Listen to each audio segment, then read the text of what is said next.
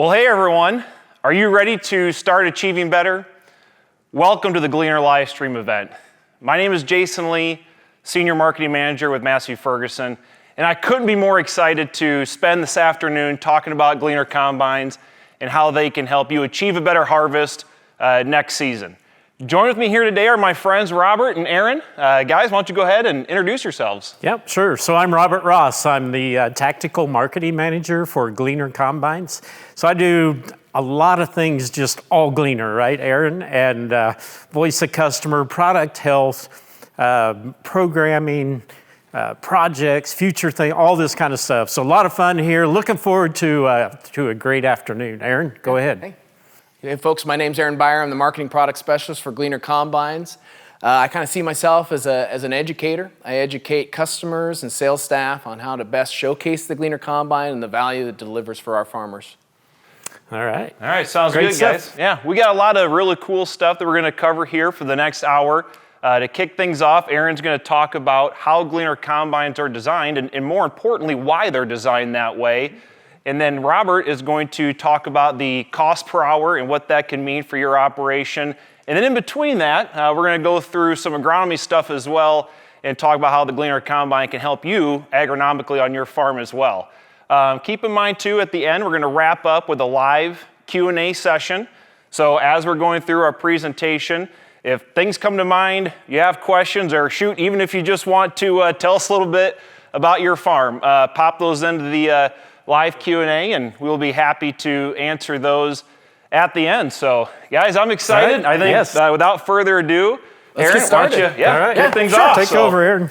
So one of the things that we really need to understand as far as what we're trying to provide, you have to kind of have a moment of inward reflection to understand what your place is under the sun. And Robert and I kind of had that project last year in creating what was really the Gleaner mission statement. Why do we exist as Gleaner? And oftentimes, as what happens is Robert and I will have these long conversations to where we get very high-minded and philosophical about what we're trying to do for customers and all of this stuff. And usually it draws out to a 4-hour conversation, a very long, drawn-out conversation. And also what typically happens is that really, to sum it up, it's said in a lot fewer words. And that's kind of what you see on the screen here today. And that is Gleaner's mission statement. And Gleaner's mission is to be the trusted harvest partner, delivering the most efficient and reliable combines and headers that provide the best value for farmers.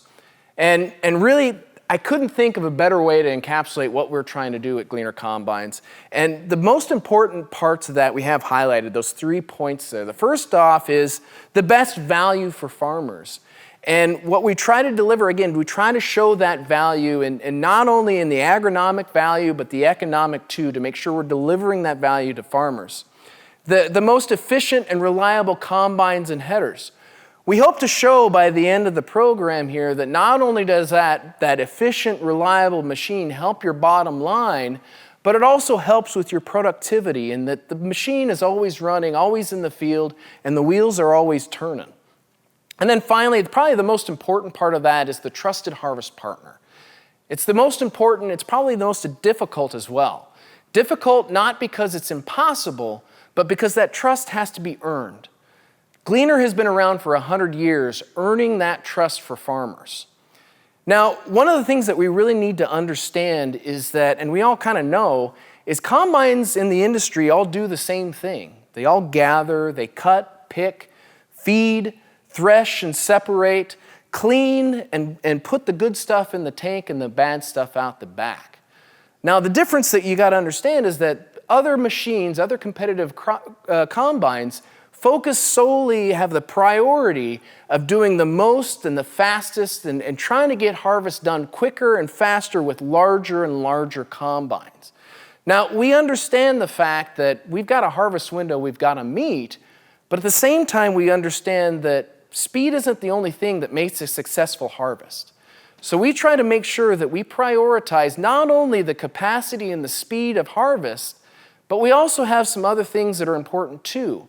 And because we have these other priorities, we are designed to be a little bit different.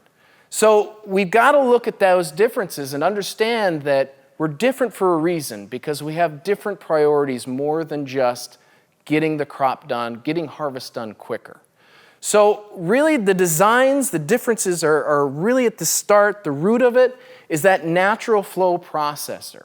It's the transverse design of the rotor and the threshing and the clean, everything that's designed around really the heart and soul of the combine, and that, again, is the natural flow processor. Now, it allows us a lot of different opportunities to be able to design around the machine, a lot of benefits.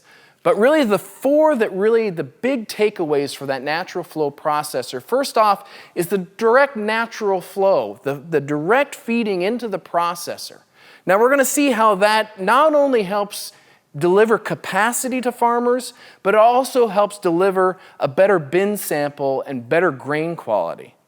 We have straight-through drives that send power through the machine utilizing belts and sheaves rather than gearboxes and pumps and motors that ultimately add complexity and cost to the machine. And then when you're repairing the machine, the simple drives and bearings all positioned to the outside of the machine, nothing inside the heart of the machine, that makes serviceability simpler, easier, and quicker. Even loading of the shoe, because we have that rotor positioned transverse, we're evenly loading the shoe, which delivers a best in industry grain sample and an efficient, smaller, more compact shoe. And then finally, that compact capacity of the machine decreases the overall weight. Now, Jason's going to talk a little bit later about what that weight reduction delivers as far as agronomic value to the machine. But again, all of this is all based around that natural flow process that only Gleaner combines has that benefit. So another one of the bigger differences, or the first difference, is a lot of customers, a lot of folks that when they walk around the machine and take a look, the first big difference they look at is maybe a feeder house that is smaller or narrower than what they're used to in looking at other designs. Now, the thing about it is the reason that it's 39.5 inches and we're still able to get that capacity is simply put, there's nothing that really stands in the way between the feeder and the processor itself. We are 39.5 inches, 1 meter wide at the beginning, and 39.5 inches as we feed through the processor to the processor, and then 39.5 inches across the concaves. That means we're never disturbing the crop mat. It's coming in as an even carpet to where we can evenly and effectively thresh that crop as it passes through. Again, there's nothing standing between the header and the processor. And that's how we're able to achieve the level of capacity and the level of the grain quality too. Because if you look at other designs, if you're trying to feed that 4-foot wide feeder house down to the 30-inch rotor, which is the typical diameter on those single rotor axial machines, you've got to compress that crop mat and then disturb it, almost twist it to be able to get it into the processor, into the inlet flighting of the rotor. And again, that's going to create a lot of issues when you're feeding that combine. First off, in order to do that, to be able to make that turn and compress that nice big 4-foot wide feeder house, you're going to have either a feeder impeller or inlet flighting that's going to pass through that crop mat. Again, trying to twist it and force it into that 30-inch diameter. You're going to do two things. You're going to create a lot of damage to the grain, and you're going to introduce kind of that wrapping to where you're going to have more aggressive threshing to be able to release the trapped grain that's inside of that crop mat. Because when you twist it, you're creating a rope. And it's easier to thresh when it's a nice even carpet coming into the processor rather than that twisted rope created by the axial flow combines. The other thing that you got to think about is that transition. When it's transitioning, making that turn, you kind of lose control of the crop, creates a boiling point, and also creates a point where you can have a little more wear than if you had just fed it in directly into the processor. And then finally, power usage. You're trying to force a material into a position, into a place that it doesn't want to go. That means you're utilizing more power, and that power ultimately translates into higher fuel usage as well. So again, all of these concerns, all of these downsides are answered by the natural flow processor of the Gleaner combine.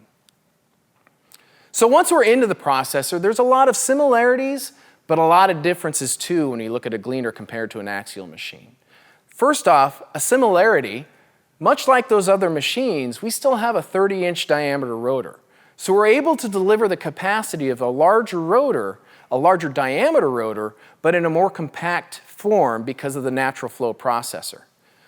The other advantage is the differences is that we have a concave, 4 sectional concaves that are easily serviced for maintenance or service, but the really benefit to that is we have one concave for all different crops.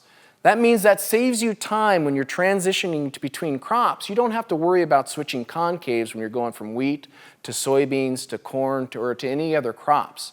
You use the same concave regardless of the different crop conditions or the different seasons.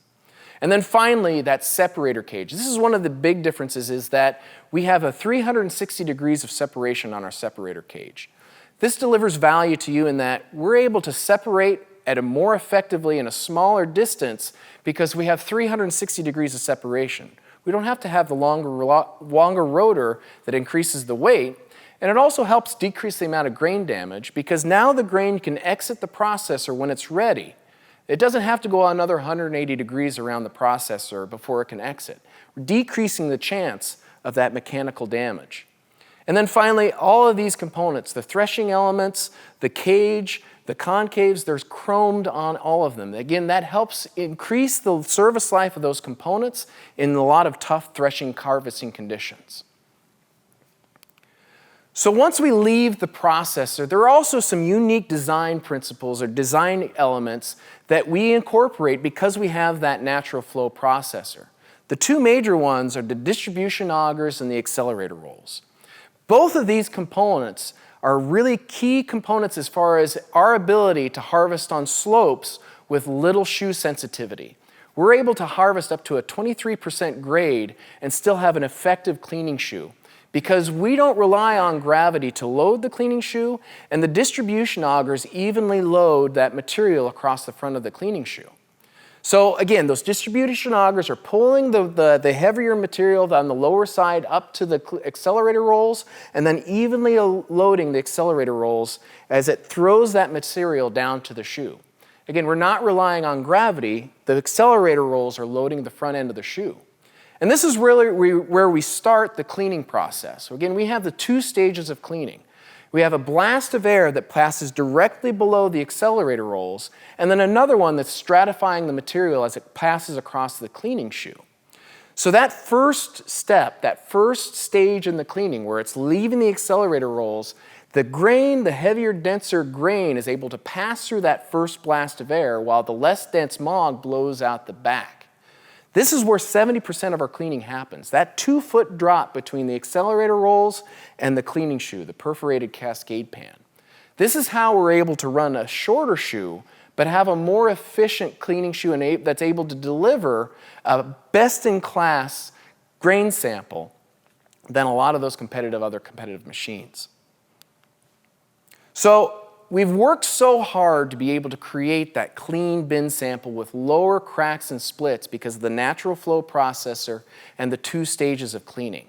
We're going to load our grain tank, and it would be a really kind of tragedy if we then force that material through a turret unloading auger system that creates damage to that grain. So we're going to use our direct flow grain tank design. This is another key difference that a lot of people notice when they're looking at our combine is that angled unloading auger. And really the reason that we utilize it is because, again, we have those different priorities. We prioritize grain quality from the beginning to the end of the process when it's in the grain cart. So there's a couple of distinct attributes that you can really look at it and benefits that, as far as that direct flow. The first off is the volume of the grain tank. We have 390 bushels in all 3 sizes of our combines, Class 6, 7, and 8. That is the largest volume standard on the Class 6 and Class 7 combines. Again, this is delivering value to the farmer in more capacity on those smaller machines at no cost to them other than just buying that machine. And then gets the capacity where they're able to make that end around and unload on one side of the field. And all models include that standard power fold extensions as well. The other thing that we have with that direct flow unloading auger system is we're able to deliver a cleaner, a better grain quality from the unloading auger and do it at a faster rate. So we're able to unload at a rate of 4 bushels per second at average throughout the whole grain tank. That's not the peak unloading auger rate when the grain tank is full and our head pressure is higher.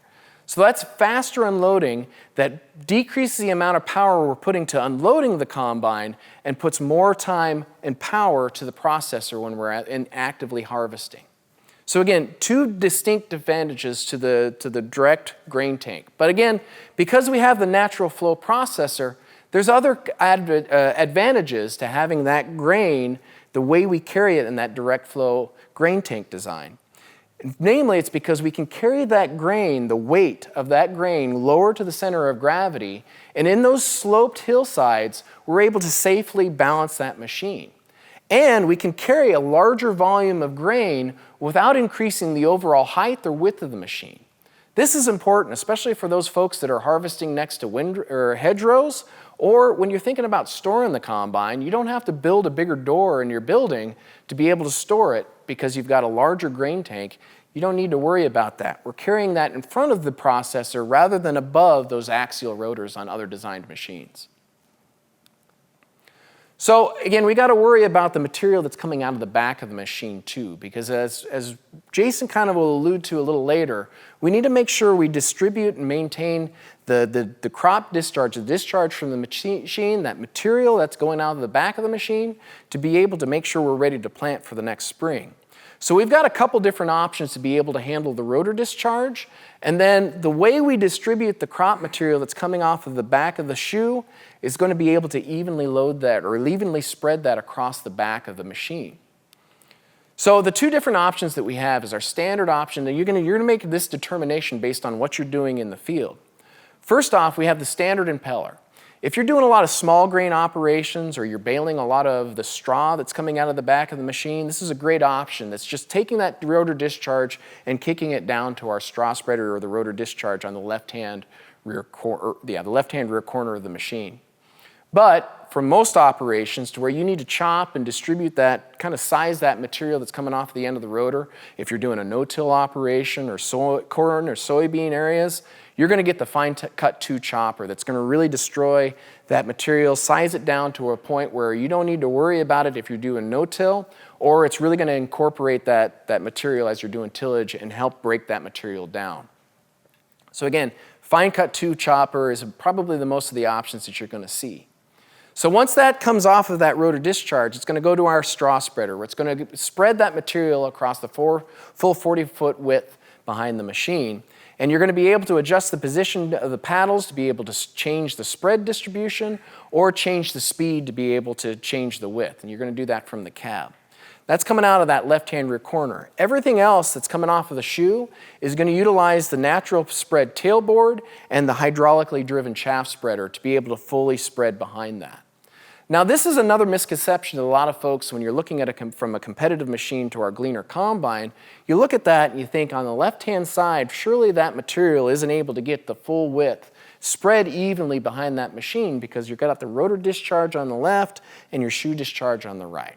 Well, I say a picture is worth 1,000 words, and so I present 2 pictures to you of 2 different spread patterns between 2 different combines. Now, if you look at those 2 pictures, I see the one on the left that is extremely streaky. And if you look at it, you can see that the distribution of that material isn't very even. And then you look at the one on the right that is a nice, even, fairly even distribution of that material across the 40-foot width spread. Now, if you're planting into that one on the left, you can see that you maybe have some problems when you come into the next spring in that you've got some thicker areas that you're going to have to plant through as far as if you're concerned about seed depth. And Jason's going to talk to you about emergence and how important that is. And we know that seed depth is important to emergence. And then you're also going to see that there's going to be a difference in soil temperature as well. I'd rather plant into that nice, even distribution to where I have a consistent soil temperature and consistent seed depth. And again, we're able to achieve that with our Gleaner combines. Again, evenly spreading that material in behind the shoe or behind the machine. Again, one of those misconceptions that is often really dispelled by looking at the field after you've seen a Gleaner go through it. So the other aspect that I really love about our Gleaner combines is that we have the combine that fits your operation and that you don't have to fit your operation to our Gleaner combine. The really proof positive of that is the way we handle our technology. We give you different options to make your choice on how you want to do business in your field. And the first indication of that is our 3 different options as far as receivers and antennas. On the standard option, we have our Garmin receiver that's going to give you positioning for your yield mapping, but doesn't give you any kind of guidance or live yield map. But it gives a good starting point if you're trying to create yield maps. We also have the 2 different options to where if you want a guidance solution, an automatic guidance solution, and live yield mapping. And that's our PTX Trimble AG482 and our Novatel Smart 7. Again, depending on how you want to do business and your accuracy levels, you're able to achieve a high level of accuracy. And again, if you get that PTX Trimble receiver, you get into your center point, range point, those higher level accuracies that you're provided by PTX Trimble. As far as your yield data is concerned, we have 2 ways to be able to record that. We have the FieldStar Live that we've had for a long time, which gives you a good reference as far as what your yield values you're seeing in those areas in your field. But if you're really in tune with having the most accurate level of maps that really gets you that knowledge, that understanding so you can do your planting and application next year, we have the Ag Leader option that gives you really the state of the industry as far as yield monitoring.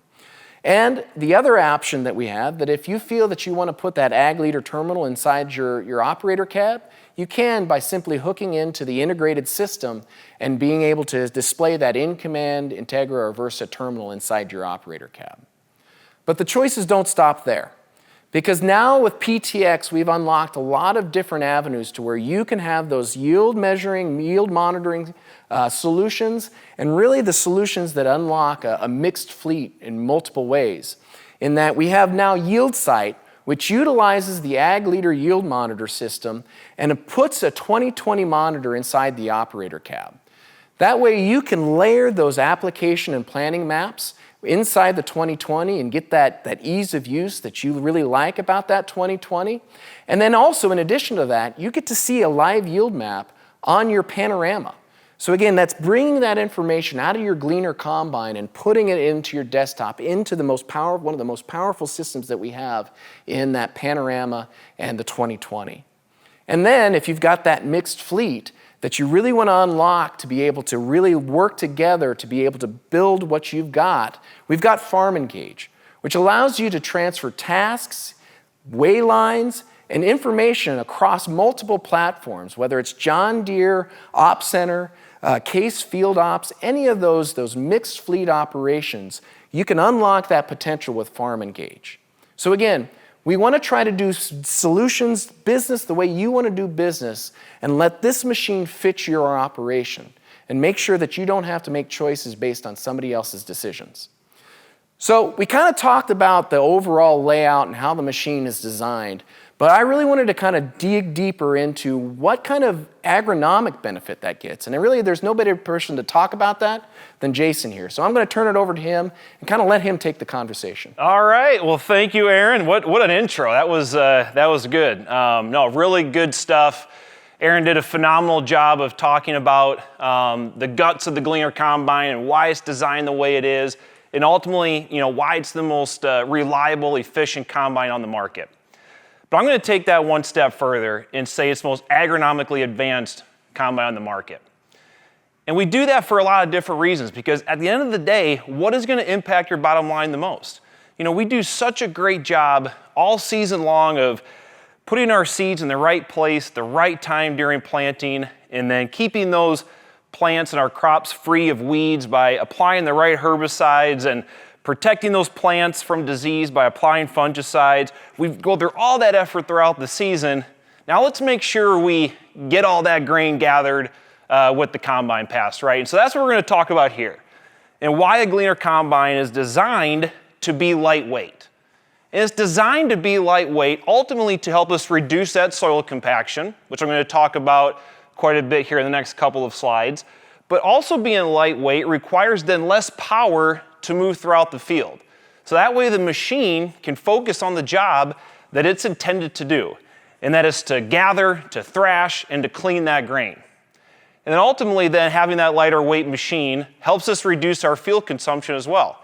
I don't know about you guys at home, but I don't like to spend a lot of money on fuel. I'm sure you don't either. So that's, again, why we're designed to be lightweight. And then what about the difference, between getting in the field, maybe a day earlier or 2 days earlier? We oftentimes struggle during harvest season with rainfall events happening all the time, and just having that lighter weight machine, keeping that footprint light, might allow us to get into that field a little bit faster. But really what I want to talk about here and hone in on and take a deep dive, no pun intended, is when we talk about soil compaction, right? I like to think of soil compaction as that underground thief that's just robbing our crops of that yield, right? And if there's one thing to remember about soil compaction, the reason why it's so bad is because it prevents the soil from supplying enough water and nutrients to sustain a healthy crop. And I know what you're thinking, like, oh, Jason, that's fine and dandy, but what does that do to my yield? And the reason why we stress soil compaction so much and why we have a lightweight machine is more so to do with the long-term impact that soil compaction can have. There's been a lot of studies that have shown that if I have one major compaction event, and admittedly at harvest time we often are, after that one major, that deep, severe soil compaction, I can still see the yield loss from that for 10 to 15 years down the road. So it's more or less a permanent situation, right? Year one, I might have a 15% yield loss. Year 5, after that one major compaction event, a 5%. But then even at that, 10 years down the road, 3%. That's year after year, a 3% yield loss. And that can really start to add up.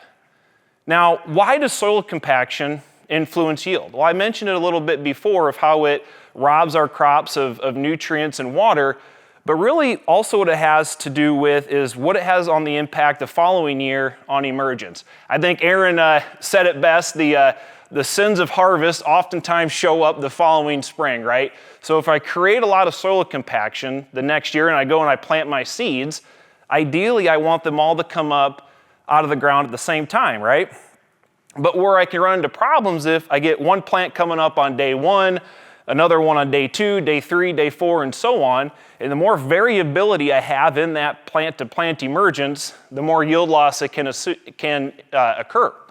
So if you look here at the screen and see this study on the right-hand side, what they show there is different levels of soil compaction, or different severity levels that they created.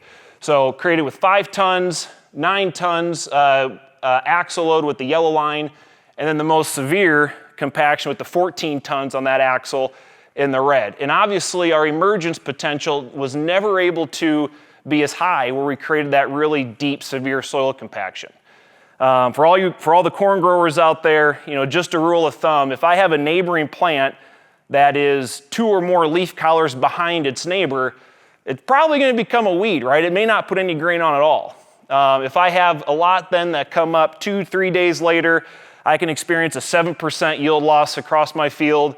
But if I really have a bad situation where I've got plants come up 4, 5, 6 days later, studies have shown almost a 26% yield loss. So the impact is quite enormous. But let's put some dollars and cents to this, right?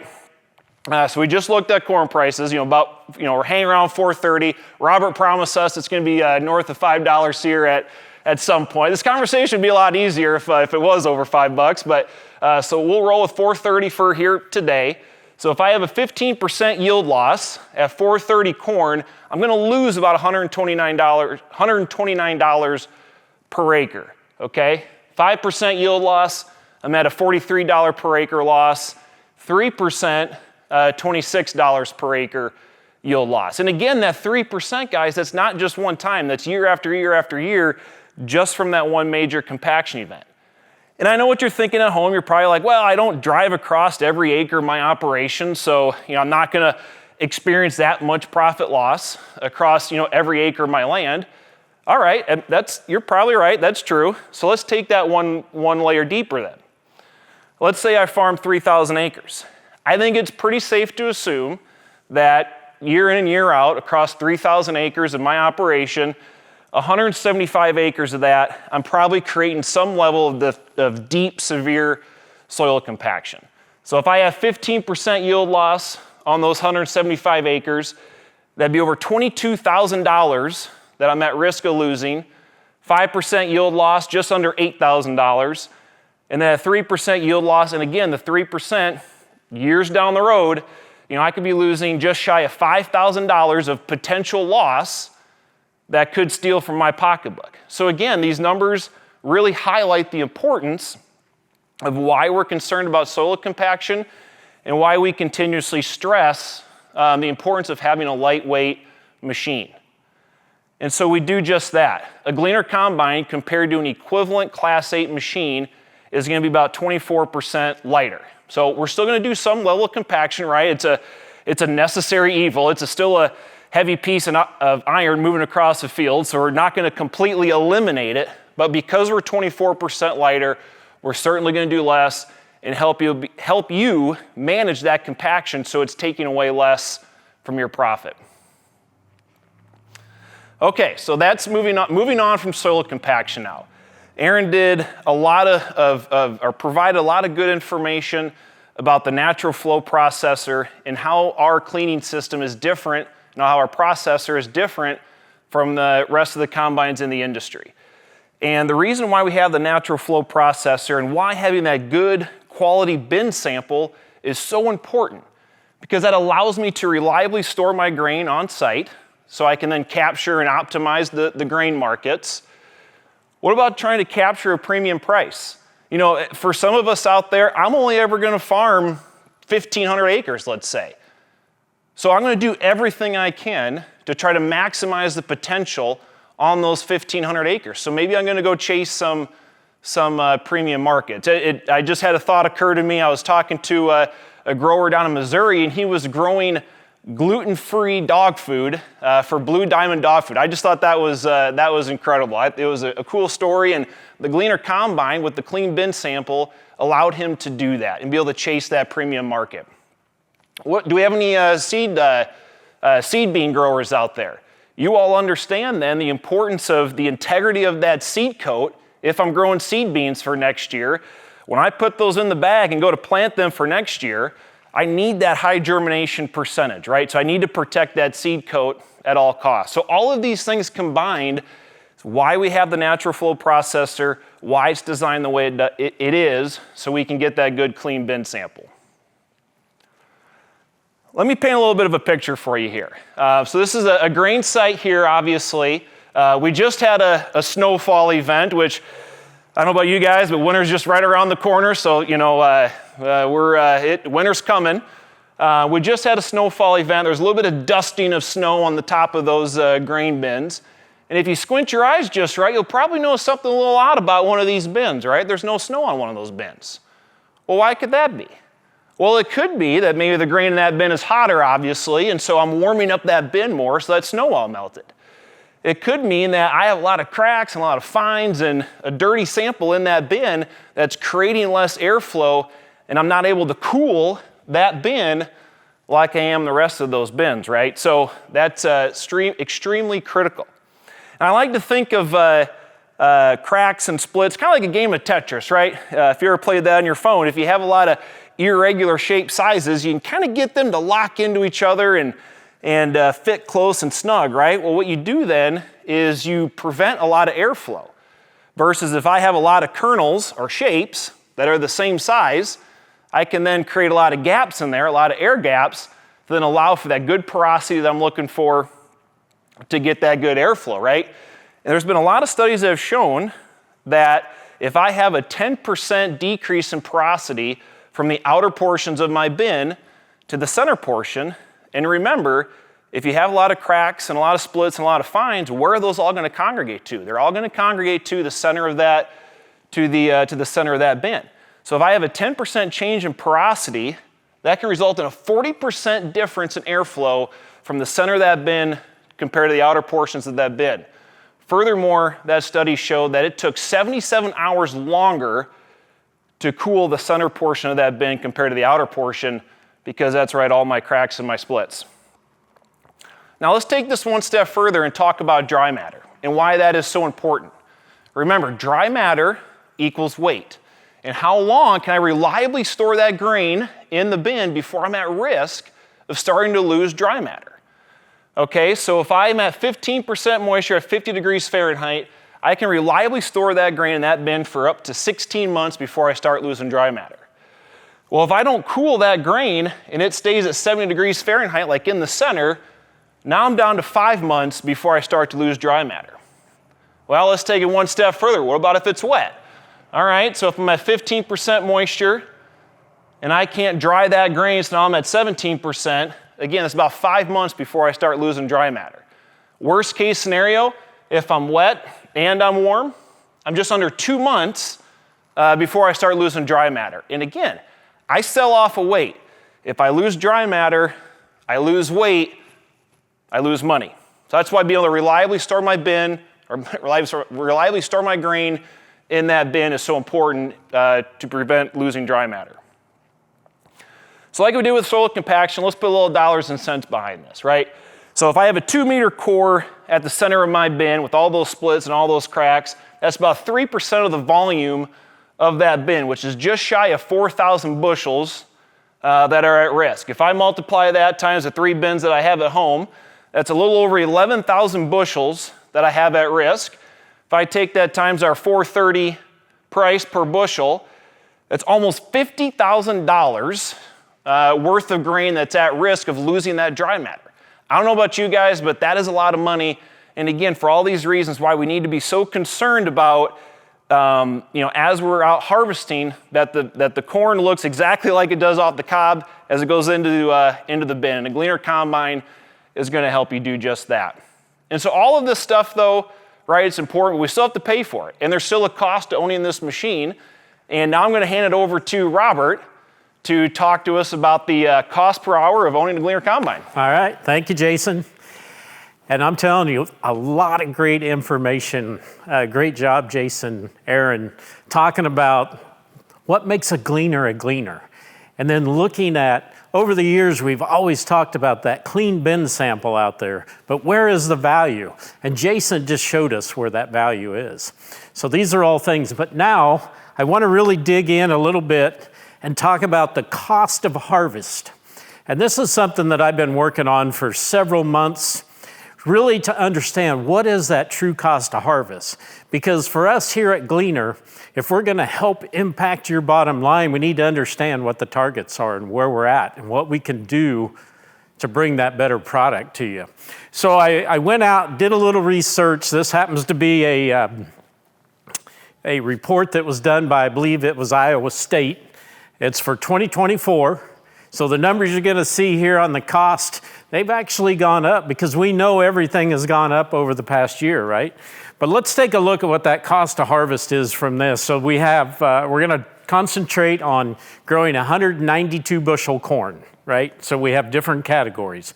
And we start looking at the fixed cost, we have a variable cost. Fixed cost is about 64 bucks an acre, 61 is our variable. So we add those two together, and we got about $126 per acre just in the cost of harvest. Now that includes the combine, the grain cart, hauling. It includes the drying that we just talked about, along with the handling auger, everything that kind of goes into that. So $126 an acre. You put that over a 1,500 acre farm, and you're at $189,000 harvest cost. So that kind of sets the stage. Now from there, we want to take a look at some of the things that helps Gleaner reduce that cost, right? And part of it is, we've talked about it, Aaron talked about it, the simplicity of the combine, the reliability of the combine. When we look at maintenance, so simplicity drives, it's simple, right? Which means less moving parts, fewer things to wear out. When we look at this, just on the maintenance side, we have 50% less filters on our Gleaner combine.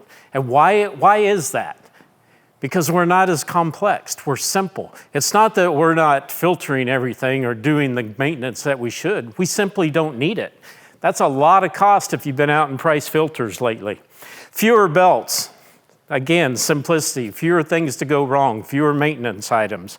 And another thing that I came across as I was doing this, we have 48 bearings on this Gleaner combine that's behind me. But the impressive part is there's only 25 part numbers.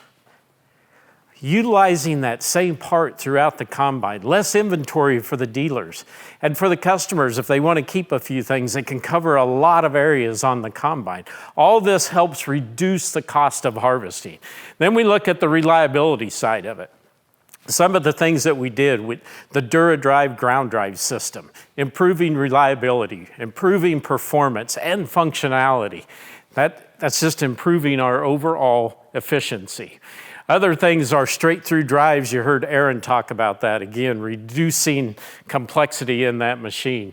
So all of these things help reduce the maintenance, reliability, and those types of things which are part of the cost of harvest. So I put together a slide here, and I want to explain this a little bit before we dig into it. What I did was set up a farm, and I set up with a couple of different combines, harvesting rates, logistics as far as how far we have to haul the grain. But really what I want to explain here is regardless what the combine or the size of the combine, it's all about the grain logistics. And what this model shows us is with a T81 12-row corn head, 1 tractor, 1,000 bushel grain cart, 3 semis, and the scenario I set up, the best that we could do out of this is 17 acres an hour, 3,200 bushel an hour. That is the max based on the logistics that we have on this particular operation. Regardless what the combine does, it can do more than this, but I can only do as much as we can get the grain away from. Then when we look at, I picked on John Deere here with a Class 9 machine, 16-row corn head, 2 tractors, 2 grain carts, 3 semis, and the best you're going to be able to achieve with that in this scenario is 4,255 bushel an hour or 22 acres an hour, right? It's all based on how can I keep that combine moving through the field. Has nothing to do with the combine's ability with more throughput or any of that. This is just a mathematical equation, okay? So keep this in mind as we move into the next one. So we took it one step further, started putting some numbers behind it. So I priced out a T81 Gleaner, 40-foot Dynaflex, and a 12-row Command Series. Also picked out a S900 John Deere, a Draper head, 16-row corn head, and of course I had to add that additional grain cart that you saw before, enable for us to hit the kind of harvest rates that we have on here.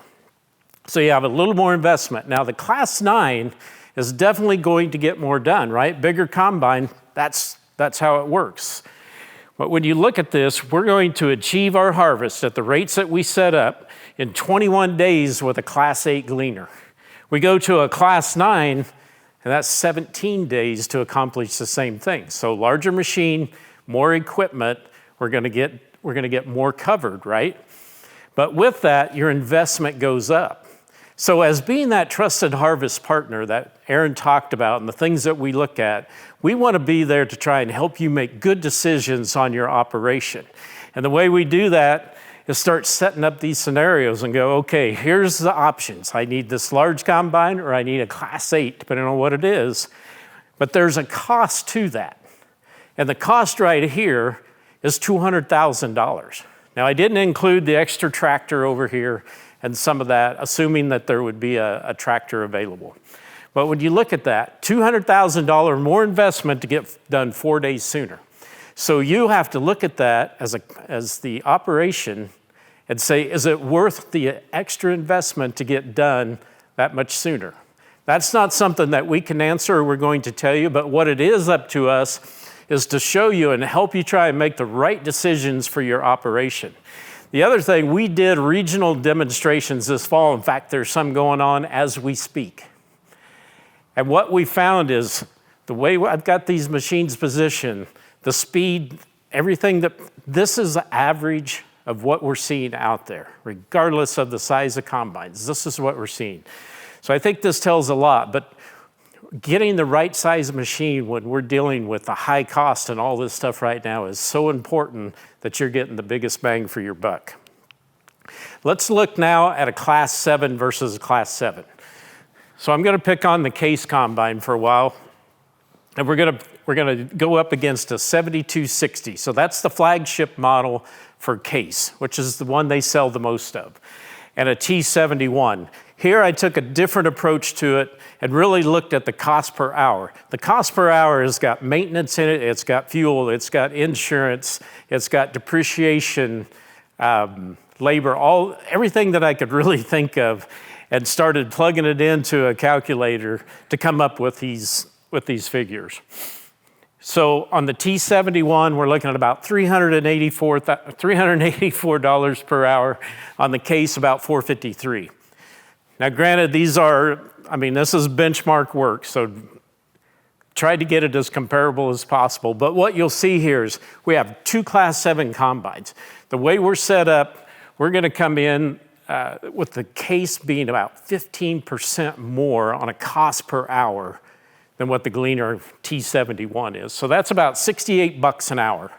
On 200 hours a year, that's $13,000. On a trade cycle of 3 years, that's about $41,000. The other thing that we add in, though, that our competition does not have is that second year of warranty. So we've got 2 years of our Gleaner Guard warranty, and we look at that value of being somewhere around $6,000 is the value of that extra warranty. So as you look at it, same combine, same size, doing the same job. Yep, there may be a few more features on one than the other, but when it's all said and done, and this is what we talk so much about at Gleaner, is we're gonna go out, we're gonna get your harvest done, and we're gonna do it for less. And Aaron, I think you have some closing comments. I'll bring it all home, right? Yeah. Great job, Robert. All right, thanks, Appreciate Aaron. it, man. So I wanted to kind of take it back to where we started, in that we're designed differently because we have more priorities than just getting the crop out quicker. We have those different priorities because, remember, our mission is to deliver value. There's value to farmers in understanding and knowing that I'm building healthier soil by doing less soil compaction that's going to help me grow better yields.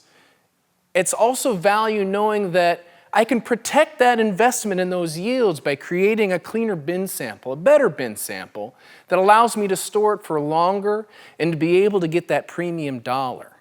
And there's also value in reducing the cost of harvest so I can grow my margins to be able to invest in my facility, my farming operation. We're confident in these priorities because these are the priorities that we've been told by the farmers that utilize our equipment. And over the past 50 years, we've been incrementally improving the Gleaner Combine, the natural flow processor. We like to view those priorities as the mission that the farmer's trying to achieve in the field. These are the things they're trying to do and trying to improve. People don't change simply for the sake of change. They change because something has motivated them to do so. The mission is what motivates our customers and for us to listen to. It's our job to be able to determine what the challenges that are preventing the farmers from achieving that ability, achieving that mission. We know these priorities because, again, we've listened to them and we've listened to the farmers and worked with them in their fields. And we take that information back to our design teams. Finally, we provide solutions to those challenges guided by the 4 pillars of Gleaner Combine's design: technology, performance, reliability, and functionality. Anything that we deliver has to follow within those 4 different pillars. Now, as we've seen in the discussion about right size for the operation, the answer often goes deeper than just go bigger. Because we realize that we must balance cost between value. Remember, value is perception. Value is when the benefits outweigh the costs that I've input. The easiest way, the clearest way to show value is delivering solutions based on the mission you're trying to achieve and the challenges that you tell us, and us listening. That's what it means to be the trusted harvest partner. Boys? All right, well, sounds good. Speaking of listening, Aaron, we've got a cartload of questions for you here. And again, for all those on the call, hang out with us for a little bit longer. We got some more time feel free to load your questions into the chat, and we'll be sure to get those answered. I think to kick things off here for the Q&A, guys, this is a frequently asked question we get, right? I think everything we talked about here this afternoon so far is regardless of series of Gleaner combines, right? We had our old S series, and now we've got our new T series. What were some of the key updates in this new series that you guys can highlight? Yeah, so I'll take a couple, and then Aaron, because in fact I thought of another one. Oh, great. Yeah, super, right? Updates are they're current. Exactly. But I know one of the first things you'll notice, and guys will see when they look at the T series, is the new shielding, right? It still looks like a Gleaner combine. It always looks, right? What's the word you use, Aaron? Oh, oh man, you just had, I know. you just made me on the spot.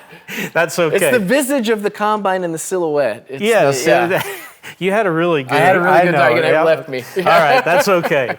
But it still is a Gleaner combine. That's but right. the access to get into the machine now and to do the service work, so much nicer. And I know when I saw it for the first time on the prototype, I was just like, wow, right?